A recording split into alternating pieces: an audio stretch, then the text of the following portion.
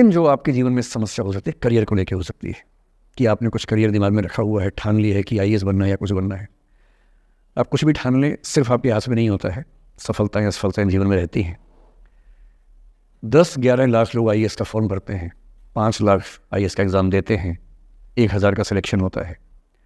हर exam में घुमा फिरा की यही स्थितियाँ होती हैं। पॉलिटिक्स में, स्पोर्ट्स में, बिजनेस में, हर जगह कंपटीशन इतना है।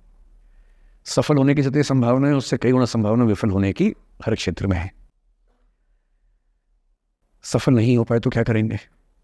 और मैंने ऐसे लोगों को देखा है कि आईएएस नहीं बन पाए 20 साल पहले, और 20 साल से रोज़ घुट रहे हैं कि आईएएस नहीं बन पाए।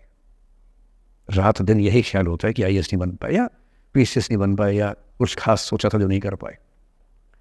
तो मैं आप लोगों से निवेदन करूंगा कि यदि आपकी आर्थिक पृष्ठभूमि ऐसी नहीं है कि जो बहुत मजबूत हो, तो हमेशा एक बैकअप ऑप्शन ज़िंदगी में लेके चलिए। किसी करियर को दिमाग पे इतना हावी मत होने दीजिए कि वो नहीं मिलेगा तो कुछ नहीं होगा। आप उस दौर के व्यक्ति हैं जहां इतने ऑप्शंस दुनिया में हैं जितने कभी नहीं थे। इतने ऑप्शंस हैं। बस एक ठीक ठाक सा व्यक्तित्व बना लीजिए, एक ठीक ठाक सा कॉन्फिडेंस रखिए अपने ऊपर। और यदि आपके पास बेसिक स्किल्स हैं, भाषा की, चिंतन की, समझने की, कैलकुलेशंस करने की, प्लानिंग करने की, स्ट्रेटेजाइज करने की, और मेहनती आप हैं, मैं गारंटी से कह रहा हूँ कि इस दुनिया में कंपटीशन नंबर्स में बहुत ज़्यादा है, कायदे का कंपटीशन नहीं के बराबर है। बहुत मजबूत लोगों से आपको भिड़ना नहीं पड़ता है।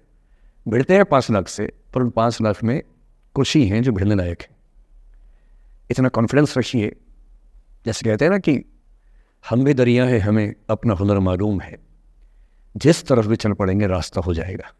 इतना भरोसा अपने ऊपर रखिए कि ठीक है, ये नहीं तो कुछ और करेंगे, वो नहीं तो कुछ और करेंगे, लेकिन कुछ ना कुछ बढ़िया कर लेंगे। और उस बढ़िया करने की शुरुआत कॉलेज की ज़िंदगी से होती है। उड़ान सोसाइटी संभाल लेंगे, निष्ठा संभाल लेंगे। अभी मैडम ने बताया कि 80 सोसाइटी से बताई, स्कूल में 60 बताई। 60 सोसाइटीज़ हैं, किसी सोसाइटी का हिस्सा बन जाइए। ये सोसाइटीज़ का हिस्सा बनने का असली पर्पस क्या है? इसी बहाने एक्सपोजर मिलता है, आप कुछ करते हैं, मंच पे आते हैं, लोगों से मिलना जुलना होता है, स्किल्स डेवलप होती हैं, और अंत में जो जीवन में काम आता है यही स्किल्स काम आते हैं। और यदि वो स्किल्स हमने डेवलप कर लिया, और वो स्किल्स पढ़ाई से नहीं आती हैं। जो क्लासरूम के अंदर की पढ़ाई है वो सबसे कम महत्वपूर्ण चीज़ होती है कॉलेज में। कॉलेज में सबसे ज़्यादा महत्वपूर्ण है ये अपॉर्चुनिटीज़, लोगों से बात करना, कुछ ऑर्गेनाइज करना, कहीं फेल होना, कहीं पास होना, वो सब करते रहिए। और मैं दावे से कह रहा हूँ कि इस दुनिया में कंपटीशन कहने के लिए ज़्यादा है, दरअसल ज़्यादा नहीं है। पूरी बात का सार ये है कि किसी की भी ज़िंदगी फ्लैट नहीं होती है, उसमें कर्व्स आते रहते हैं, ऊंच नीच सबकी ज़िंदगी में आती है। मैंने भी कम नहीं झेली है। आज मैं यहाँ खड़ा हूँ, ऐसे नहीं खड़ा हूँ, कुछ तो झेला ही होगा, मैंने भी ठीक ठाक झेला है। जिस उम्र में आप मौज मस्ती करते हैं, मैंने उस उम्र में कैलकुलेटर बेचे हैं। मैं सेल्समैन रहा हूँ 17 की उम्र में, और मैं बिजनेस फैमिली से नहीं हूँ। बिजनेस फैमिलीज में बच्चों को 17 में काम पे लगा देते हैं। मैं तो नौकरी पेशा परिवार से था, कुछ समस्याएं थी तो सेल्समैन बन के घर घर में जाके बेचना पड़ता था। तौहीन भी होती थी, लोग धिक्कारते भी थे, मजाक भी उड़ाते थे। वो समझे ना है, अपना खर्चा 17 की उम्र से खुद उठाया है, क्योंकि घर में दिक्कत थी। तो क्यों मांगू मैं घर से पैसे भाई, जब मुझे पता है कि मेरे घर में दिक्कत थी उस समय, क्यों मांगू? आपकी ज़िंदगी इस दुनिया के करोड़ों अरबों लोगों से बेहतर है, कुछ एक लोगों से खराब है। केवल उन कुछ एक पे ध्यान मत दीजिए, उन करोड़ों पे भी ध्यान दीजिए जिनसे अच्छी आपकी ज़िंदगी है। और इतनी कुव्वत आपके अंदर है। आप इस देश के सबसे अच्छे विश्वविद्यालयों में से एक, दिल्ली विश्वविद्यालय के सबसे अच्छे कॉलेजेस में से एक हंसराज कॉलेज में विद्यार्थी हैं। ये मजाक नहीं है। आप इस देश के एलीट हैं, एलीट। इस कॉलेज और यूनिवर्सिटी का नाम बोलते ही कितने बंद दरवाजे खुल जाते हैं, आपको अंदाजा नहीं है। आगे जाके समझ में आएगा। बस इतना करना है कि जब जब ज़िंदगी नीचे की तरफ जाए, थोड़ा सा हौसला बना के रखिए। कुछ ही दिन की बात होती है, हर चीज़ कुछ ही दिन की होती है। बहुत अच्छे वक्त में और बहुत बुरे वक्त में एक ही वाक्य कॉमन याद रखिए, कुछ दिनों की बात है, ये वक्त गुजर जाएगा। बहुत अच्छा हो तब भी ध्यान रखना है, आदत नहीं बनानी है। बहुत बुरा हो तब भी ध्यान रखना है, ये सब खत्म हो जाएगा। सोशल मीडिया पर ट्रोलिंग आजकल का एक नया सच है, जो आप लोग बड़ा मुश्किल होता है वो जब झेलते होंगे। आपने एक फोटो अपलोड की, कोई लाइक ही नहीं कर रहा, आप बार बार देखने घूमोगे लाइक किया कि नहीं किया। दोस्तों को फोन कर रहे हैं, लाइक कर, तो लाइक कर, तो भी लाइक कर, चल 5 लाइक करवाए, 8 लाइक करवाए, नहीं लाइक हो रहा। फिर आपने कुछ ऐसा बोला, किसी ने उसकी छोटी सी क्लिप काट के चला दी, और आप अचानक सबकी नज़रों में किरकिरी बन गए। गालियाँ पड़ रही हैं, आलोचनाएं हो रही हैं, लाखों लोग फतवे जारी कर रहे हैं आपके ऊपर। इतनी बेचैनी होती है इस दौर में। पहले के दौर में ये नहीं था, आपने कहीं कुछ बोला खत्म हो गया। अब किसने रिकॉर्ड कर ली, सोशल मीडिया पे आ गई, खत्म ही नहीं हो रहा। राइट टू बी फॉरगॉटन हमारे देश में है नहीं और प्रैक्टिकली संभव भी नहीं है। कैसे आप उसको अप्लाई करेंगे? आप कभी ना कभी कुछ ऐसा बोलेंगे, या तो गलत बोलेंगे या उसमें से कोई क्लिप कोई काटेगा, इतनी गालियाँ पड़ेंगी और पहली बार जीना मुश्किल हो जाता है। मैंने आज से 7-8 साल पहले 1.5 साल तक एंग्जाइटी की दवाइयाँ खाई हैं, जबकि मैं बहुत ही मस्त वाला किस्म का आदमी हूँ, मैंने खाई हैं।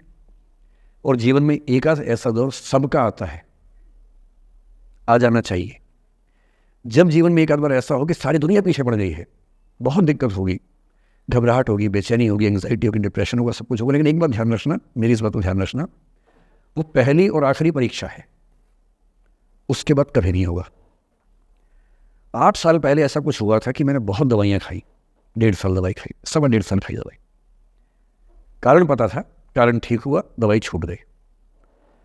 उसके बाद मैंने ज़िंदगी का सबसे मुश्किल फेज़ पिछले साल झेला था, जब मेरे एक वीडियो की क्लिप मीडिया पर चली, FIR हुई, पता नहीं क्या क्या हुआ, सब कुछ हुआ।